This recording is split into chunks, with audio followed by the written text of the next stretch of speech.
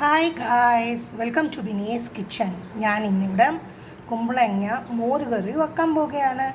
അതിനു വേണ്ടി ഞാൻ കുറച്ച് കുമ്പളങ്ങ ഇതുപോലെ കട്ട് ചെയ്ത് വെച്ചു. ഒരു 3 പച്ചമുളക് ഇതുപോലെ കീറിയിട്ടിട്ടുണ്ട്. കരിയാപ്പില എടുത്തിട്ടുണ്ട്. ഇനിയും അതിനകത്ത് ഞാൻ മഞ്ഞൾപ്പൊടി ഇച്ചിരി ഇട്ട് ഇനി ആവശ്യത്തിനുള്ള വെള്ളം അതിനകത്തോട്ട് ആഡ് ചെയ്യുക.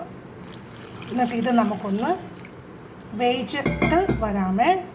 മഞ്ഞൾപ്പൊടി ഇട്ടു. ഇനി ആവശ്യത്തിനുള്ള ഉപ്പും കൂടി അതിനകത്തോട്ട് ആഡ് ചെയ്യുവാണ്. ഇനി ഇതൊന്ന് നമുക്ക് അടച്ചു വെച്ച് ഒന്ന് വേവിക്കാമേ. കുമ്പളങ്ങ കറി വളരെ നല്ലതാണ്. കുമ്പളങ്ങ നമ്മുടെ ഹെൽത്തിന് വളരെ നല്ലതാണ്. നീരൊക്കെ നമ്മുടെ ശരീരത്തുണ്ടെങ്കിൽ അത് പോകും. കുഞ്ഞുങ്ങൾക്കൊക്കെ കുമ്പളങ്ങ കഴിക്കാനൊക്കെ ഭയങ്കര മടിയാണ്. അതുകൊണ്ട് ഇതുപോലെ നിങ്ങൾ മോരുകറി ഉണ്ടാക്കി കൊടുക്കുകയോ ഒക്കെ ചെയ്യുമ്പോൾ അവർ നല്ലപോലെ ചോറിനകത്ത് ഇളക്കി കഴിക്കും. നല്ല ടേസ്റ്റാണ്. കുഞ്ഞുങ്ങൾക്ക് ഒത്തിരി ഇഷ്ടപ്പെടും. ഇവിടെ നമ്മുടെ കുമ്പളങ്ങ നല്ലപോലെ വെന്തിട്ടുണ്ട്. ഇനി ഞാൻ അതിനകത്തോട്ട് തൈര് ഒഴിക്കുവാന്നേ.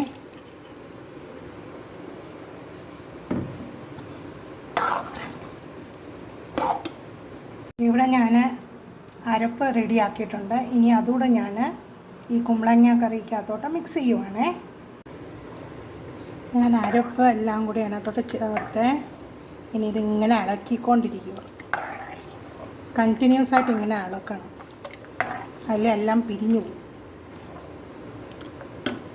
അങ്ങനെ നമ്മുടെ കുമ്പളങ്ങ മോര് കറി റെഡി ആയിട്ടുണ്ട്. ഇനി നമുക്കിതൊന്ന് താളിക്കാമേ.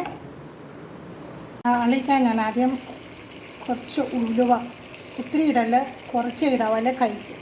ഞാൻ കുമ്പളങ്ങ മോര് കറിക്ക് വേണ്ടി താളിക്കുവാണ്. അതിനകത്ത് തന്നെ ഞാൻ ഇച്ചിരി കായപ്പൊടി ചേർക്കും.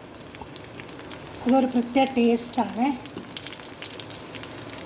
ഞാനിവിടെ കുമ്പളങ്ങ മോര് കറി താളിച്ച് ഇത് ഉടനെ ഇളക്കാൻ പാടില്ല. കുറച്ച് നേരം ഇതൊന്ന് അടച്ച് വെച്ച് വേണം നമ്മൾ ഇളക്കി കൊടുക്കാൻ. ഇനി ഞാൻ ഒരു 5 മിനിറ്റ് കഴിഞ്ഞ് ഇതൊന്ന് ഇളക്കി കൊടുക്കുവാണ്. ഞാൻ ടേസ്റ്റ് നോക്കിയിട്ട് പറയാം എങ്ങനെ ഉണ്ടെന്ന്. നിങ്ങളും ഇതേ മെത്തേഡിലൊന്ന് ചെയ്ത് നോക്കണേ. സൂപ്പറായിട്ടുണ്ട്. Super. Thanks for watching my video. Please like, share and subscribe my channel. Thank you.